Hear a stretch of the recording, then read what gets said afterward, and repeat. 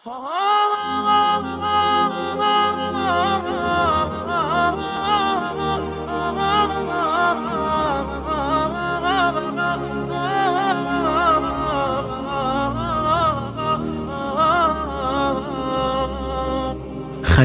کردم خطا استغفرالله، ببخشایم خدا استغفرالله. ندانستم هوس با من چه ها کرد، نمود است و جدا استغفرالله. شدم دور از در رحمانی تو، کجا رفتم کجا استغفرالله.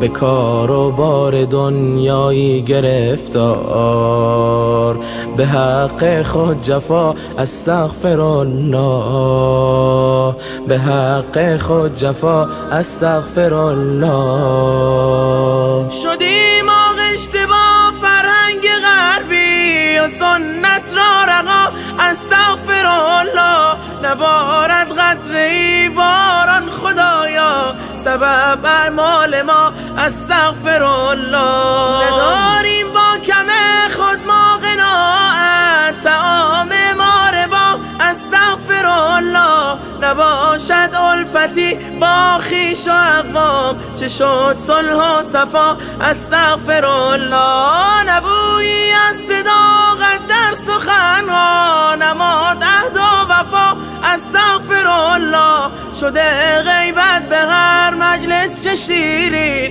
که این هم شد غذا استغفرالله، که این هم شد غذا استغفرالله. برادر با برادر کینه دارد، به جان هم بلا استغفرالله.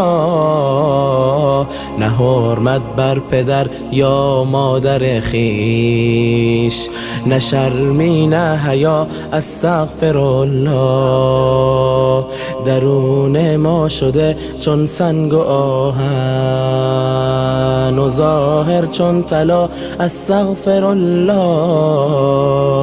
ببین بازار رمالی چه غوغاست، به هر خانه عزا استغفرالله، به هر خانه عزا استغفرالله.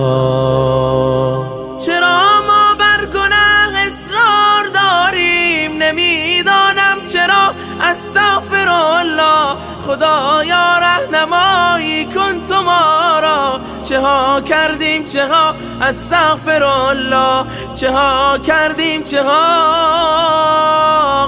استغفرالله.